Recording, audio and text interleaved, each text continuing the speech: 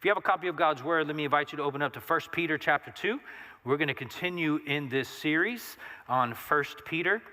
And I want to start by just kind of helping us remember a bit about a theme that has been woven throughout this letter of 1 Peter that we've been looking at. And it's the theme that God has set us Christians apart from the world. There's a system at play around us that operates without faith in God and without really any mindfulness towards God, or God has no bearing upon the way in which folks live, what they value, and all that kind of stuff. So there's a distinction between those who are God's people and not God's people. And Peter wants us to understand that there is this distinction, and he calls this distinction, one of the things he calls it is an exile, where those of us who are Christians are living in a world that is not our home. We do not feel comfortable here.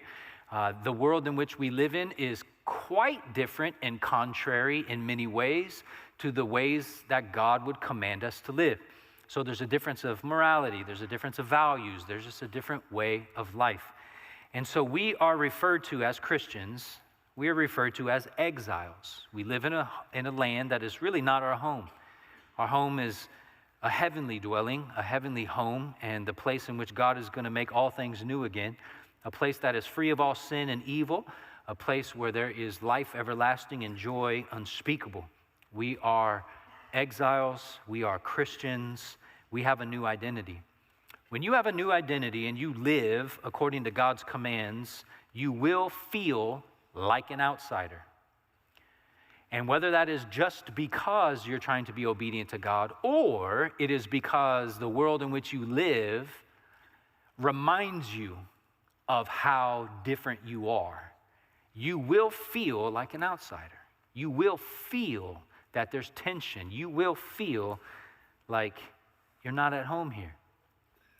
And there's two main ways in which we often feel at odds with the world. The first main way that we feel at odds with the world is we are commanded not to indulge the sinful desires of our flesh. We are told that even when you have this desire and it runs contrary to what God has commanded, you do not obey your desires even if you feel like it. When Disney tells you, follow your heart and you'll never go wrong, you're like, no, that's why there is so much wrong, is because everybody's following the heart. So we don't do that. We follow God, and we beg of God that he would change our desires if they are ever run contrary to his. The second way we feel this great kind of odds, being at odds with the world and this tension, is because the world around us expects us to behave like they do, and they are shocked when we don't. They're shocked. They just cannot believe that you would do and say and be what you say and do and be, that you don't join with us. And so they're dismayed, and you feel it, and you feel that difference. I'll give you just a couple quick examples that are just so common, that are really easy to see. One of the ways in which the world identifies us as Christians as being other or different or at odds with them is the way in which they label us. So as Christians, you try to pursue the good that God has commanded you, and when you do that, it runs contrary to what the world will tell you is good. And so they'll begin to label you, to put pressure on you to either change your mind or change your behavior. So what ends up happening is we who publicly support the truth that abortion is evil will be called bigots and misogynists. And instead of having dialogue and debate about what the nature of abortion is and what is being terminated in pregnancy, we're just dismissed as misogynist bigots. So that way you don't have to have the argument. You can just say that person is wicked, and so we don't have to deal with it. And it's really a sleight of hand. And you and I don't like to be labeled things like that. We'd rather not. Thank you very much. So when the pressure comes and the label is applied, we're like, ooh, how do I get out from underneath this label? So we'll either compromise in the way in which we think, or we'll change our behavior. We'll just be quiet about it. And we'll say things like, I'm pro-life, but I'm not going to force my beliefs on anyone else. And of course, that doesn't work with other ethical things. So that's one way. Another way is, for instance, if we adopt the biblical truth regarding gender and sexuality, you will be labeled things like homophobic, transphobic, you'll be an oppressor, you'll be all this kind of stuff. And what that is not a debate about the goodness, badness, or what God has done design-wise. It's just like, hey, you there, Christian, shut up. Stop talking. You are a phobic person, which means you have irrational fear. And so I would say, well, what if I actually have reasons for why I believe what I believe? Then I couldn't be labeled as phobic, could I? And so they don't like that. And so what ends up happening is there's more pressure that will get put on you. And you feel it. You feel at odds. You're like, man, I don't fit here. This isn't right. And then what ends up happening is, so that's one way. The world is just kind of upset with you. You don't behave and think and value what they value, and so they put pressure on you. But another thing happens is all of a sudden, that inward battle with the desires of the flesh will creep in. Because as people are labeling you, what you'll feel is like, oh yeah, I got a label for you. And then we think, I'm going to fight fire with fire. You revile me, I'm reviling you. You treat me in the evil way, I'm treating you with an evil way. You slander me, I'm slandering you. You post on Facebook about me and post and make videos of me, I'm going to do the same thing to you. And so what we do is we try to get even. We try to settle the score. And oftentimes what happens is we think it is justice when it's really just revenge. And so we indulge our sinful desires for revenge. We indulge our sinful desires to get even and to slander and to revile. But Jesus calls us to something more radical, which is turn the other cheek. Go the extra mile. Overcome evil with good. Return a blessing to those who treat you with evil. Endure injustice. Do good. Refrain from revenge or vengeance. Do not indulge in your sinful desires. And I was thinking about this because as I was looking at this text of Scripture, I was like, you know what? We always, when we encounter a text which is kind of a challenge, we tend to look for loopholes. And this particular text, verses 18 to 20, is a command from Peter that is not easy to embrace. And I promise you, you will feel uncomfortable. You will be tempted to say, what's the loophole here? How do I get out from underneath this? And it was through that kind of process as I was even reading, and I'm thinking, man, I really don't like this. I feel uncomfortable about this. And so I started to write down the things that make me uncomfortable.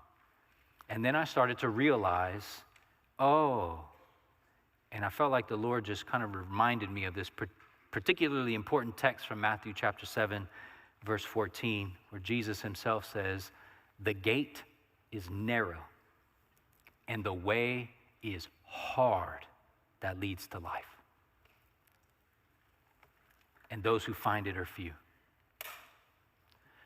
And I want to just say what many Christians put in the fine print about the hardness of Christianity and the narrowness of the door and how few actually find it, I'm putting in big bold letters.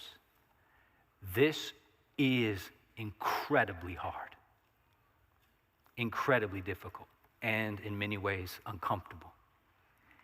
So today's sermon is entitled Godward and Gracious Submission. We're going to look at how everything we do is meant to be oriented in a Godward trajectory and how it is a gracious thing for us to submit, particularly in a very uncomfortable situation that we find in verses 18 to 20. So here's what the Apostle Peter writes. Servants, be subject to your masters with all respect, not only to the good and gentle, but also to the unjust. For this is a gracious thing when, mindful of God, one endures sorrows while suffering unjustly. For what credit is it if when you sin and are beaten for it, you endure? But if when you do good and suffer for it, you endure, this is a gracious thing in the sight of God. So what we're going to do is we're going to look at this text and see how embracing a Godward submission is something which is a gracious deed. But how we're going to do this, because you can see in this text, there's servants and masters. There's some need for explanation on the cultural background here, so we'll do that. And we'll also spend some time looking at, by way of reminder, what Peter has emphasized thus far in the book of First Peter, because that will set a little bit of the trajectory, the Godward trajectory. That will help us understand why he could say the things he's saying in here. So we'll start first with a little bit of a reminder of how Peter continues to command a new way of living. And this new way of living is about being subjects to authorities over us. But it also reminds us that we're Christians. And as Christians, we're exiles in this world. And we are exiles in this world because we live a Godward trajectory in the way in which we live. Like that's what we do. God is supreme in everything. So I want us to remember some things. So let's go back, 1 Peter 1. If you remember, the Apostle Peter identifies himself as an apostle of Christ, entrusted with the authority given to him by Jesus himself. And he's writing to those who are elect exiles. That is, exiles, set apart people who don't belong. This is not their home. Different values, different culture, different morality, and all that kind of stuff. But he's writing to elect exiles. So elect is the adjective telling us that God has chosen us for this very thing. He has chosen us to be set apart. He's chosen us to be different from the world. And you'll see a bunch of places in which these elect exiles or Christians are dispersed. But I want you to see that we are elect exiles according to the foreknowledge of God in verse 2. In other words, it was God the Father who, in his foreknowledge, chose us to be elect exiles in the sanctification of the Spirit. Now that preposition in could also be translated as by.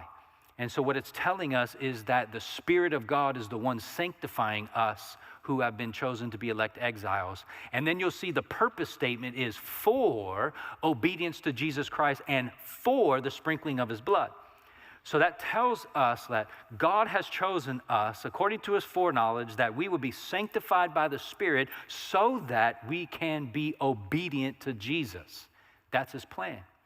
And then when you get into verses 3 through 5, it's amazing. Blessed be the God and Father of our Lord Jesus Christ, according to his great mercy. It is God's mercy that is in view. And it is God who caused us to be born again to a living hope through the resurrection of Jesus Christ. Jesus Christ's resurrection is the way in which we have a living hope, but it is God who has accomplished it. He caused it to be. And our living hope in verse 4 is an inheritance which is imperishable and undefiled and unfading, kept in heaven for us, and watch this, who by God's power are being guarded through faith for a salvation ready to be revealed in the last time. It is God who gives great mercy. It is God who causes us to be born again. It's God who gives us the inheritance. It is God who protects us so that we may receive the inheritance. I don't know if you see this, but everything is Godward oriented. And then we jump into verses 13 to 19, and what you see in this is, if God has done these things for you and you are God's people, the expectation is you must act like it. There is a demand upon your life to behave in the way in which God has commanded you to behave. And so we see this, prepare your minds for action. Be sober-minded or being sober-minded. Set your hope fully on the grace that will be brought to you at the revelation of Jesus Christ. As obedient children, God has made you his child, and so as a child, be obedient. How? Well, don't be conformed to the passions of your former ignorance. But he who has called you is holy. You also be holy in all your conduct, since it is written, you shall be holy, for I'm holy. You are a child of God. God is your father, and that means the child should behave like the father. The father is holy, so you be holy. Again, our behavior, our conduct is Godward in its orientation. We take our cues from him and no one else. And if you call on him as Father who judges impartially, according to each one's deeds, so he's going to judge everybody, and he's going to judge people impartially according to what you've done, then you need to conduct yourselves with fear throughout the time of your exile. In other words, while you live on this earth, you better be mindful that one day you're going to have to stand before God's throne, and you must give an account of your entire life, and you will be judged. But how we go about doing that is knowing that you were ransomed from the futile ways inherited from your forefathers, not with perishable things such as silver and gold, but with the precious blood of Christ, like that of a lamb without blemish or spot. So how do we go about conducting ourselves in fear? How is it that we go about living honorable lives? Is we constantly keep in our mind, we know that Jesus has rescued us. He has purchased us. He has bought us by his precious blood. He has redeemed us from our futile ways so that we now have the freedom to do that which he has commanded us. Because it's all about what God desires for us, what his will for us is, the obedience that he commands. It's very much Godward in all of its direction and orientation. In fact, God has given us these identity markers. You are a chosen race, a royal priesthood, a holy nation, a people for his own possession. Notice the Godwardness of this. God is the one that chose you. He is the one that made you, and you are his possession, so that you proclaim his excellencies. And what is so excellent about God is he's the one that called you out of darkness. He's the one that brought you into marvelous light. You see, once you weren't a people, but now God has made you his people. Once you had not received mercy, but now God has given you his mercy. Everything Godward. So, beloved, I urge you as sojourners and exiles to abstain from the passions of your flesh which wage war against your soul. Keep your conduct among the Gentiles honorable, so that when they speak against you as evildoers, they may see your good deeds and what? Glorify God on the day of visitation. Not do good works so people will pat you on the back, so that you will have a great reputation, so that you will get the benefit, the blessing, the promotion. Nope, it's all about the glorification of God in everything. Godward, Godward, Godward. And then we come to the next verse. This is the immediate context that we're seeing for today, the submission to authority.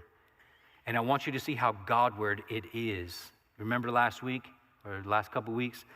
Be subject for the Lord's sake to every human institution.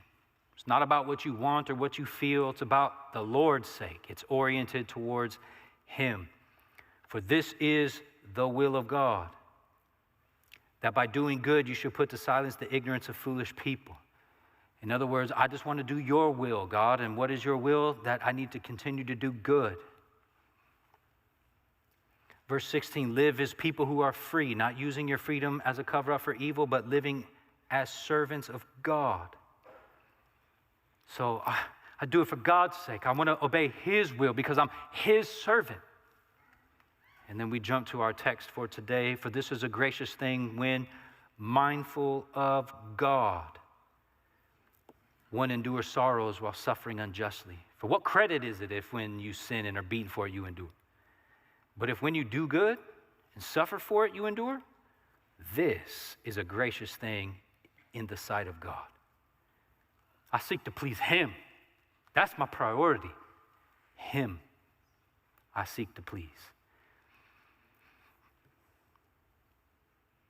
I've been trying to make the case, brothers and sisters, that this text before us, verses 18 to 20, will not make sense unless we first understand that the expectation and assumption is anyone who claims the name of Christ must understand that their entire life is Godward in its orientation. It must be that. No questions. No, yeah, but what about he's Lord in entirety, or he's not? This message is countercultural. Verse 18, servants, be subject to your masters. You Christian servants, be subject to your masters with all respect. With all respect. We live in a world that says you don't have to give respect unless respect is given. We live in a world that says you don't need to honor people if they don't honor you. And I would say that's the world's values, not Christian values. You respect people and you honor people regardless of whether or not they earn it or deserve it, with all respect. Not only to the good and gentle, but also to the unjust. Even the unjust? I like that word unjust in the Greek because it's where we get the English word scoliosis. And so it means crooked. So think about that. Respect, all respect is given to a master, even when they're crooked. You still respect them. That's countercultural. Remember this text, verse 13 and 17. If you look at that whole paragraph, just think about this for a second. Be subject for the Lord's sake to every human institution, whether it be to the emperor as supreme, or then it goes on to say, or governors. And then watch this. Honor everyone. Love the brotherhood. Fear God. Honor the emperor. Submit to the emperor. Honor the emperor. And just so you know, the emperor to whom Peter is saying submit and honor, at this point is a man named Nero, who ends up killing both Peter and Paul. Well, we don't need to honor ungodly, unjust. Yes, you do, because that fool Nero was off his rocker. Crazy. So, yeah. With all respect, this is hard for anyone who has an anti-authoritarian perspective. It's very hard to submit to the man when your whole life is about sticking it to the man. Very difficult. Ain't no one going to tell me how to live my life is very, very different from I will respect everyone. When you are raised on a steady diet of being a disruptor, a deconstructor, a dismantler, and a destabilizer, it's very difficult to honor everyone. But we live in a world that rewards people who are destabilizers. We love the story of the one who is a disruptor of the way of life. We give them book deals and platforms, and we love the one who is deconstructing this, that, and the other, and leaving a heap of rubble in their wake. Because it's easy to kick over stones. It's a whole lot harder to build. And so, brothers and sisters, this is countercultural. With all respect, even if they're unjust, be subject to masters. Now, in order for us to understand a little bit of this, what is going on here, we need a little bit of cultural background. And this will be helpful, I think. The word servant here is not what you would typically understand as slave. So that's a different Greek word. So this word is about servant. It's a domestic servant, somebody who's in the household of their master. And the reason why I point that out is because in Roman culture, there was really kind of three social classes, you could say, not like ours, which is socioeconomic, like upper class, and we only dine with people like that. And middle class is hard workers, electricians, stuff like lower class. We don't have, it wasn't like that in Rome and the empire. So their socioeconomic classes were structured like this. The upper class, so you could say, was just the free class. That is those who were born into the Roman Empire. They had a lot of freedoms that other people didn't.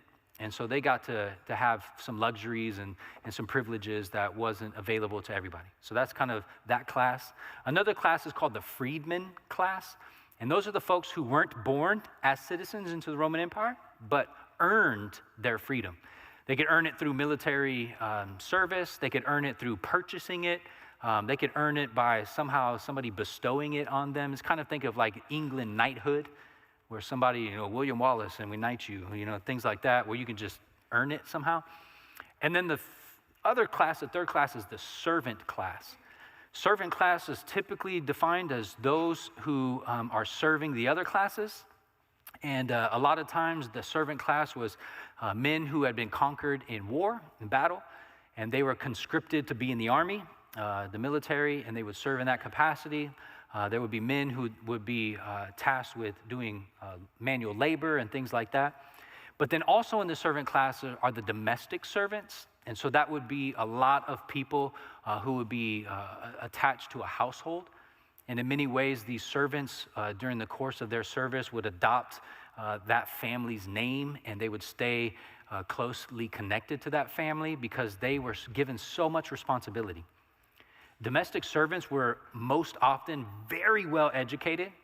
They were very well schooled in things like, I don't know how to word it, but like accounting, kind of like business management. And so they served as estate supervisors. They served as those who kind of made sure the books were all, in line. But they would also serve at times as like hired tutors for kids. They would, in many ways, serve, I don't know how to word it, but like a property manager is one way to say it, to make sure that the farm, the house, everything was like up, like a, I don't know, something like that. Just upkeep, making sure everything was going okay.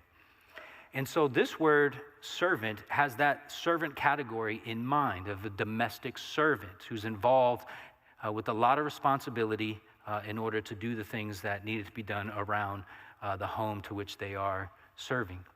Now, Jesus does this really cool parable. He talks about the wicked servant, if you remember. He tells the story about servants given 3 talents, and some of them do good things with it, and one doesn't do anything with it. He buries it and hides himself. Jesus is like, this is a wicked servant. But what's interesting is the very beginning of that parable, which we won't cover today. I just want to show this in verse 14 of Matthew 25, where he talks about the kingdom of heaven and says, it will be like a man going on a journey who called his servants and entrusted to them his property. So in order to understand that parable and what Jesus is about to tell them, you need to understand a little bit of the historical background of how the servant class functioned in the Roman Empire. Namely, that domestic servants were entrusted with immense responsibility to take care of finances and property and all the rest. And so that's what we're dealing with in this text here. Now, the reason I want to spend so much time on this is because we are Americans, most of us, or we're living in America. We understand that we cannot escape the reality of the transatlantic slave trade. And so what we often do is we pick up our Bibles and we see the word servant, slave, and we go, oh, it must have been like that. And I have to tell you, it wasn't at all like that. In case you don't know, or maybe just by way of reminder, the transatlantic slave trade lasted 300 years, a little bit more. It involved the purchasing and selling of human beings, primarily from Africa.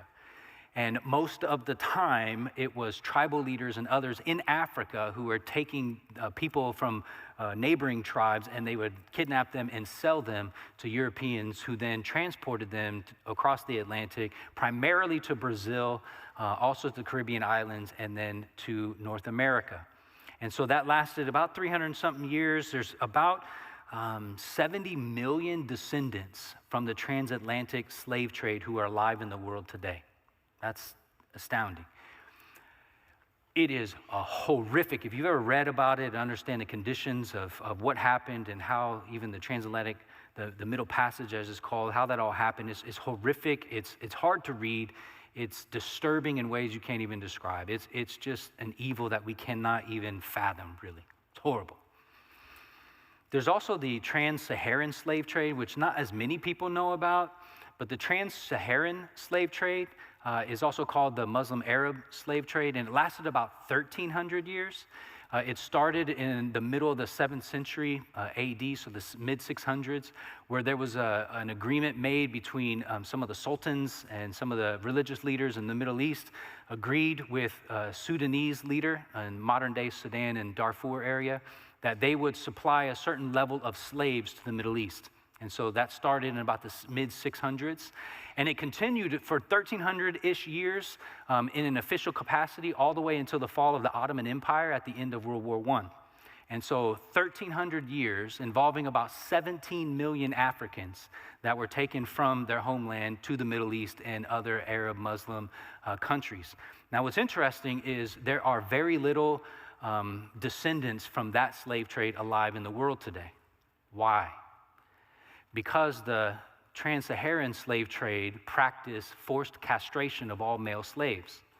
So once they got the male slaves, they would castrate them, preventing them from having any kind of opportunity of having children. And so, as you know, if your slave gets old and dies, you don't have anyone to backfill it, so you have to go back and get more. And so it never ends. And so that was happening for 1,300 years in an official capacity. And I want to say this is we need to understand that the slave trades, whether it's transatlantic or trans-Saharan slave trades, are not at all what we're dealing with in first century New Testament understanding of servants and slaves. It's not even close. And let me show you a couple reasons why we can conclude that. 1 Corinthians 7:21. This is the Apostle Paul talking about if you're a bondservant when you were called or when you got saved, do not be concerned about it. In other words, don't worry about that so much. And you're like, how could you not be worried about it? Well, because we're dealing with a completely different classification, completely different. Let me show you why if you look at the parenthetical information here. But if you can gain your freedom, avail yourself of the opportunity. Paul is assuming that there are opportunities that are made available for bondservants, slaves, servants who can get free. That is not remotely possible for any slave in the transatlantic or trans-Saharan slave trade. You cannot. It's not going to happen.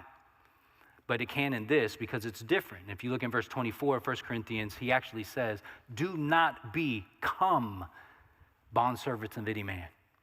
And so what Paul is commanding is, look, don't sell yourself to anybody. Don't do that. Which means you have the opportunity to say yes or no, to get into it. Now, this is very different than people in Africa having a decision, yes or no, will you come with me to be a slave? That didn't happen at all. People were being stolen. And so we get to 1 Timothy chapter 1 where Paul's talking about the lawfulness of the law. In other words, he's saying, look, the law is good. And one of the things that the law is good for is for helping people to understand their own sinfulness because it exposes you. And so he lists a bunch of things that get exposed by the law to show you your sinfulness. And here's a few examples. The sexually immoral, men who practice homosexuality, and then watch this, enslavers. If you rendered this phrase literally, it would be man-stealers. This is an evil, horrific practice that is contrary to God's law. It is wrong. And so when you look at these things, you say, okay, in Roman times, you could or could not become a slave. You could avail yourself of the opportunity to become free, and it is dead wrong to be stealing people. So that helps us to understand we are not dealing with, in the first century understanding of slavery and servanthood, we are not dealing with the transatlantic or trans-Saharan form of human bondage and slavery. Okay? That was a lot. I get that, but I hope that's helpful. So what is the equivalent, though? I mean, like, why even have this verse if we don't have servants and masters in our society? You can't even say master bedroom anymore. So, like, what do we do? Like, how does this even work? And so let me give us an equivalent that I think might be helpful. I don't know, this isn't a one-for-one. Like, when you read servant, think of this. It's hard because we just live in a different society. But I would think something like when you serve in the military for a certain amount of years, you qualify for what's called the GI Bill. So you serve in the military, and then they pay for your college. Does that make sense? Another thing that happened to me is I served at a church, and they were willing to pay for me to get my first master's degree so long as I stayed at the church for a certain amount of years. And so once I finished those years of service, then I don't have to pay the church back. But if I left early, I'd have to pay them back. So I stayed as long as I needed to, and they paid it all. So that's how it goes. So that's kind of how you can think of it. But also you can think about it in the workplace. There's the workplace, there's employee, employer, and that kind of relationship is where you're really serving the employer. You're getting paid for it, just like these domestic servants were getting paid for it. And so it might be like that. So there's no perfect analogy, but you have an idea of kind of how it functions. Now, in this text, what's really important to see is that this is not unique to the New Testament to talk about servants and masters, because this is what is a part of what's called the household codes or ethics. Servants were so connected to their masters that they actually, as I've already said, adopted their family name at times, would stay, even though they become free, they would stay working with that master, and they would become like business partners at times. And so there was like a a cordial relationship that was mutually beneficial. But the reality is, what Peter's writing about here, he wants us to understand that following Jesus, there is no such thing as a private life behind closed doors and closed garage doors where you can just do whatever you want. He's Lord of it all. So he's Lord of every home, and he's Lord of every bedroom in every home. He is Lord. And so even the relationship between servants and masters, he has something to say about that. And these household ethics, these household codes are also in the book of Ephesians and also in the book of Colossians.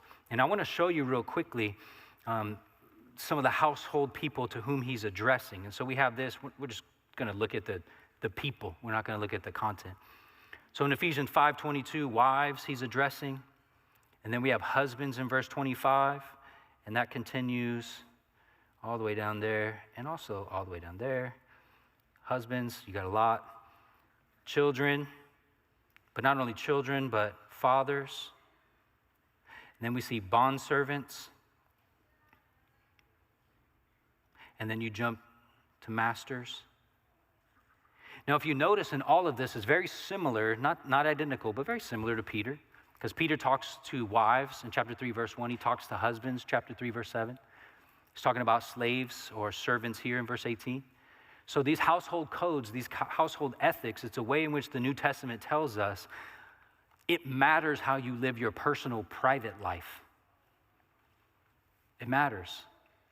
And Jesus changes how those relationships function and work. So let's look more specifically at the book of Colossians, the same kind of thing. Look, if you're a Christian and you're a wife, then here's what's expected of you. Submit to your husband as is fitting the Lord. If you are a Christian, you are a husband, it is expected of you to love your wife and do not be harsh with them. If you are a child in a Christian home, it is expected of you to obey your parents in everything, for this pleases the Lord. Christian fathers, do not provoke your children, lest they become discouraged. Bondservants, and I think this might be helpful for us to look at this text. Because if you were to ask yourself, how do we submit to masters with all respect? Let's liken it to the workplace. How do I, as an employee, submit to my employer, my supervisor, my boss, or whatever, with all respect, even when they're crooked? That might apply to some of you. Here's how. Obey in everything those who are your earthly master. And I love this. Not by way of eye service as people pleasers. And you know exactly what he's talking about. When the boss ain't around, or the saying goes, when the cat's away, the mice will play. And so, boss ain't around.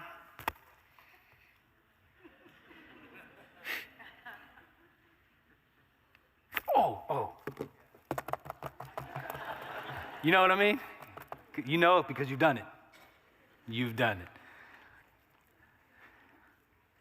But no, our service will be done with sincerity of heart, fearing the Lord. If you only work hard when the boss is watching, you have not yet truly feared the Lord, because the Lord is always watching. We'll continue on. Whatever you do, work heartily as for the Lord and not for men, knowing that from the Lord you will receive the inheritance as your reward. You are serving the Lord Christ. I think that would change your work experience dramatically if every day you woke up and you're like, I got to go to work. And this crooked old boss of mine, I will respect him in every way, or her in every way, because I serve the Lord. I'm not serving this person. That would change everything.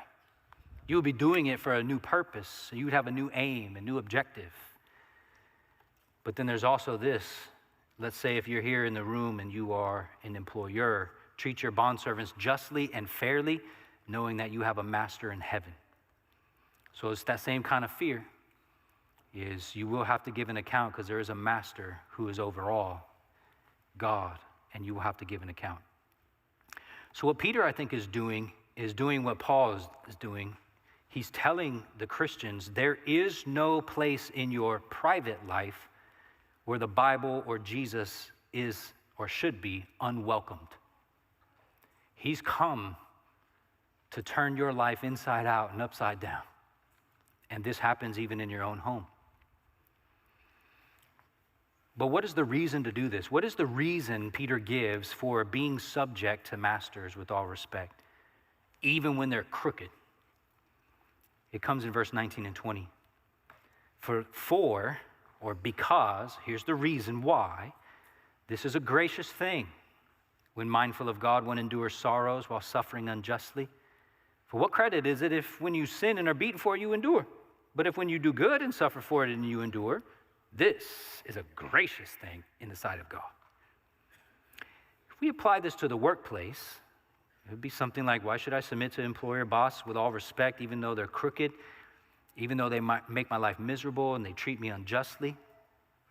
And we would say in verse 19, because when you're mindful of God in that situation and you endure the sorrows and you suffer the unjust dealing, you're treated unjustly and you endure it, it's a gracious thing. The word gracious right there means approval or blessing. So it means something like this. If you are, with all respect, or submitting to your boss, your supervisor, whatever, and he's treating you or she's treating you unjustly, but you endure those sorrows that come with being mistreated unjustly, God approves of you. He gives you a blessing.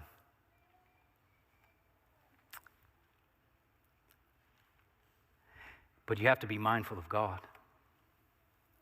But oftentimes when we experience unjust treatment, we don't become mindful of God, we become mindful of self. I'm going to get revenge. I'm going to get even. Oh, I'm going to get them. Instead, if you notice this, you're suffering unjustly, verse 19, by an unjust master because you are submitting to them with all respect, forcing you to endure sorrows. And if that's true of you, God approves of you and you are blessed. Can God really will unjust suffering? Could God want me to experience unjust suffering? How does that fit with our prosperity gospel of today? My answer to that all-important question is yes, God can and does will unjust suffering. So let me show you. I have 3 reasons why I say yes, and they're all coming from 3 verses in 1 Peter. My first reason comes on the heels of verse 20, where verse 20 says, if you endure for doing a good thing, in other words, you're treated unjustly because you're mistreated for doing good, it says this is a gracious thing in the sight of God. And then he goes on, verse 21, for to this you have been called. To what have I been called? To this you have been called, to do good, even when you are mistreated unjustly for the good that you do. Because Christ also suffered for you. Was not Jesus mistreated and unjustly suffered? Yeah. And he did that for you. And he left you an example so that you might follow in his steps. So the moment we begin to entertain thoughts that I'm going to get even, I got revenge, I got some ideas of how I'm going to get back to this person, you have lost your God-oriented, Godward understanding of the situation. You are not in that moment following Jesus, because when Jesus experienced unjust suffering, he left us an example to follow. And we'll talk about what that was next week. So yes, God can will you to unjust suffering. It is better, Peter goes on to say, that you suffer for doing good. It is better to suffer for doing good.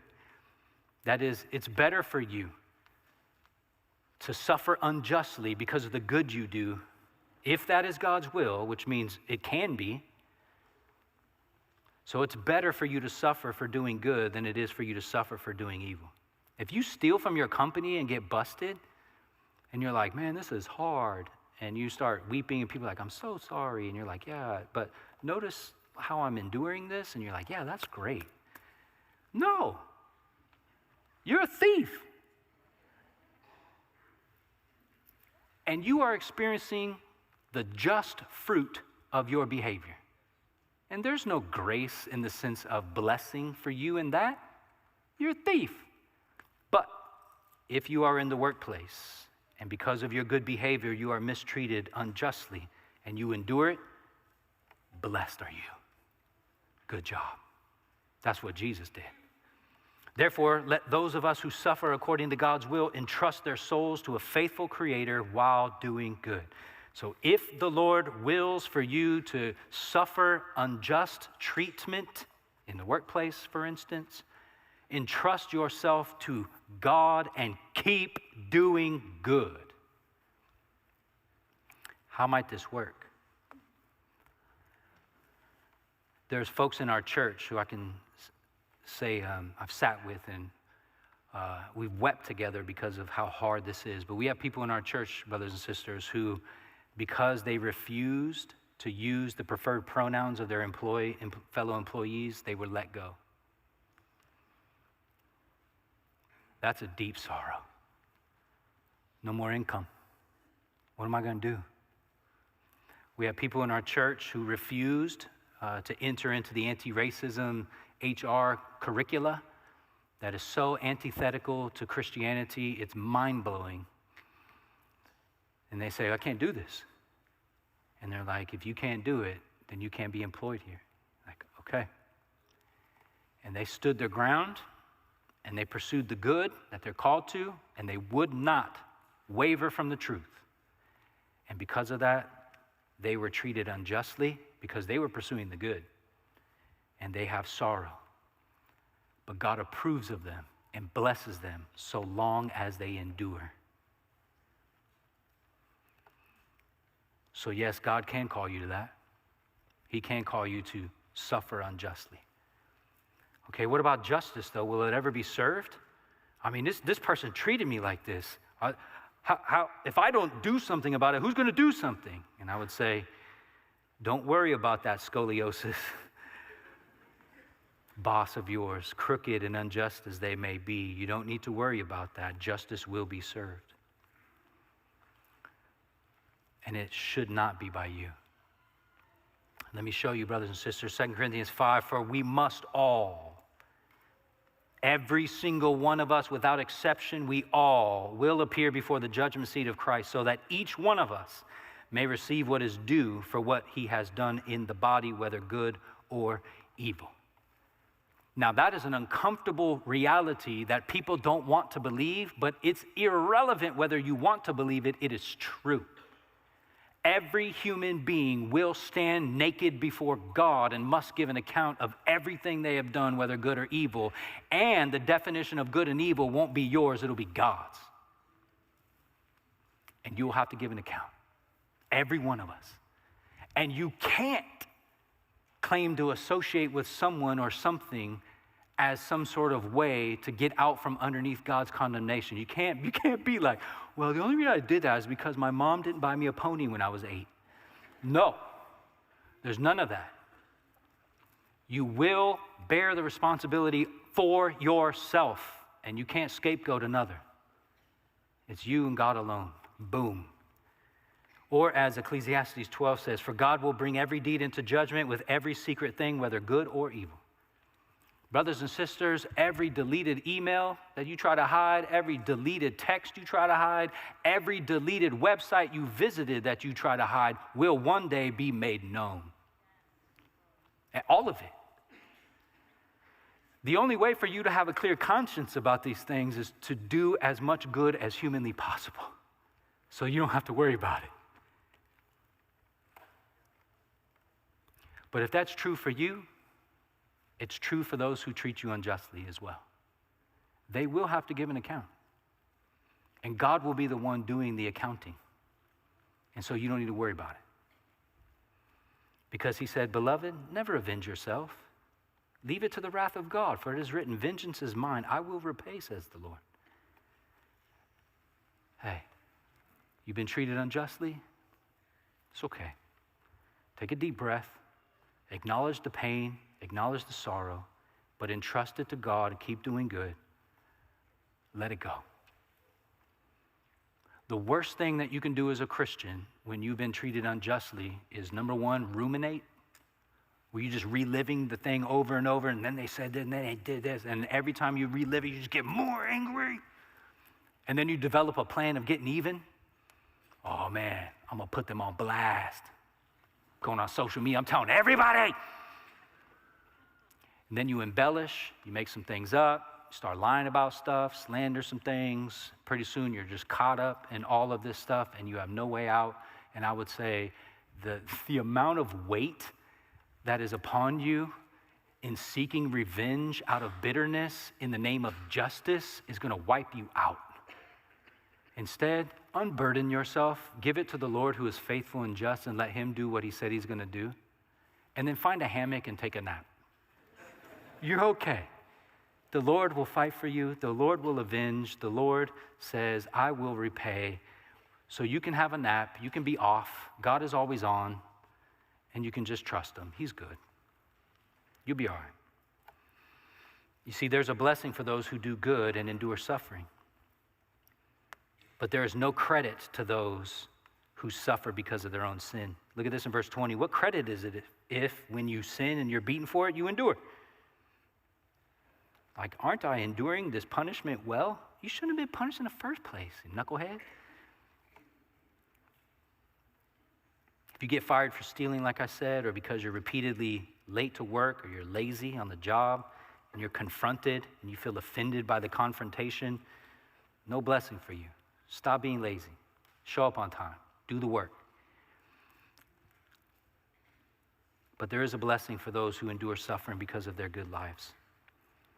Look at the rest of this verse, verse 20. But if when you do good and suffer for it you endure, this is a gracious thing in the sight of God. So you keep on doing the good that God has called you to.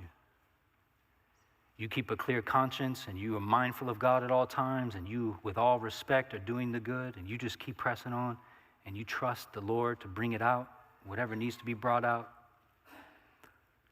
and you keep seeking the good. But this ain't easy. It's hard. And one reason why it's so hard is because the world that we live in is going to make it hard for you. But we must remember this, brothers and sisters, 1 Peter 3:17, it is better, in other words, blessed or approving from God, to suffer for doing good, if that be God's will, than for doing evil. It's better to suffer for doing good than for doing evil. You stand for the good and the truth of God, and you have to suffer for it, so be it. Even if you suffer for righteousness' sake, you will be blessed. You will be blessed. So don't have fear, people. Don't be troubled. Don't be tripping out about stuff. But they accuse me of this. Let's say in the workplace, somebody alleges that you stole money from the company, that you, wrecked the company car because you were drunk, or some crazy stuff. And you're like, what? That's not true. But your coworkers put you on blast on social media, and you're just like, man, this is crazy. And so you avail yourself of every opportunity to describe and explain yourself, and you try to produce facts that go contradictory, but still people alienate you and isolate you and talk trash about you, and you're just like, man, I don't know what to do. The reality is just keep doing good. For righteousness' sake, endure it. Keep doing good. Don't have fear of these folks. Have a clear conscience and keep doing good. Do not try to get even. They post nasty things about you. Do not post nasty things about them. That only escalates. Instead, find a hammock. Take a nap. Let the Lord do his work. But you see, the time that is past suffices for doing what the Gentiles want to do. You see, the unbelieving world, man, they want to live in sensuality. They love there's passions and drunkenness, orgies, drinking parties, man, lawless idolatry. And with respect to this kind of stuff, man, they're shocked. They're surprised when you don't join them in the same flood of debauchery, and so they malign you. You see, the world, even the world, the unbelieving world that is out there, like that we're, doing life with, they can malign you because they're like, what's wrong with you, Christians? Why don't you get on board with us? Why don't you talk like us? Why don't you think like us? What's wrong with you people? And they will talk all kinds of nasty nonsense about you, But verse 5 is in the Bible for this very reason, to give us hope. They will give an account to him who is ready to judge the living and the dead. And since God is judge, you don't need to be. You're all right. You're okay. Let that go. And so we see this encouragement, brothers and sisters. Rejoice insofar as you share Christ's sufferings, that you may also rejoice and be glad when his glory is revealed. If you're seeking to live a good life and you're called according to Scripture, but because of that, you're maligned and slandered, talked about, mocked, ridiculed, you get labeled. My encouragement to you is just to remember this. You are in exile. Overcome that evil with good. Fear God, love the brotherhood, honor everyone, respect those in authority over you, even if they are unjust or crooked. Keep going. And knowing who we are as people, this is so helpful because when people lay labels on you, you stand for biblical gender and sexuality. How dare you, you homophobic, horrible, evil person? What you can say is, look, man, I'm going to stand before God and have to give an account of everything in my life, whether good or evil, defined by God himself. And when I think about that, I shudder. I shudder. And so if the worst thing you can call me is homophobic, I'll take it. Because I'm worse than that. That's all you got? If you knew how I think, the content of my thoughts, if you know what I wanted and desired, if you knew the way in which I wanted to so get even, you would have more labels than that. I'm far worse than that. But thanks be to God, who because of his great love for us, even though while we were yet sinners, Christ died for us. And he has forgiven us of every label, if they are true labels. And he's also preserved us to endure those false labels. But what he's done is he's taken our sin away as far as the east is from the west. And so we live different lives, brothers and sisters. We don't get even. We don't take revenge. We don't fight fire with fire. We honor everyone. We love the brotherhood. We fear God. We obey him. Let me give you this last encouragement because I'm way over time. And I'll hear it, I know. 1 Thessalonians 5, see that no one repays anyone evil for evil. No one repays anyone evil for evil. Because as you know, once you start in that direction, there's no end in sight. You will always have to one-up one another with more evil until you've lost yourself. Instead, always seek to do good to one another and to everyone. And you will tell me, Phil, you don't understand, this is hard. And I will tell you, I think I know better than you realize how hard it is. So let me give you this word. Let us not grow weary in doing good, brothers and sisters. You will start to become weary. You will want to give in and throw in the towel. You will want to quit and compromise because it's easier. But just remember, in due season, you will reap if you don't give up. God has promised us blessing to those who stay true to me. I approve of you. Endure this unjust suffering. Keep going. So then, as we have opportunity, let us do good to everyone, and especially to those who are of the household of faith. I don't know what opportunities the Lord will grant you to do good, but brothers and sisters, take advantage of every single one of them, and especially doing good to one another in the household of God. And I think this is the way that we can have a Godward and gracious submission, even to those who don't deserve it, is if we are mindful of God, everything oriented towards God, and that we understand there's grace for us all. So, Father, I pray that you help us, Lord, because this hits home for so many people who are experiencing the unjust suffering that we talked about, and there are others who experience the the temptation that comes from within to get even, to give in to our bitterness and resentment, to try to fight fire with fire. And so I pray, Lord, that you would fight against that within us, that you would help us to put to death the deeds of the body, that we would instead bring to life those things that you call us to, those things which are good. For many of us, Lord, enduring these sorrowful, unjust sufferings with all respect and in full submission is so hard, and we weary of it. And I pray, Lord, as we know in John 1 that Jesus came giving grace upon grace, that you would grant to us grace upon grace. God, may the grace of Jesus strengthen us to endure. May the grace encourage us to continue to do the good to which you've called us. May we always be mindful of God. May we understand that we have your approval so long as we seek you and follow your example. And so, God, would you bless us? God, would you encourage our hearts? And God, would you help us as a people to honor you in all that we do? We pray these things for your glory and our joy. Amen.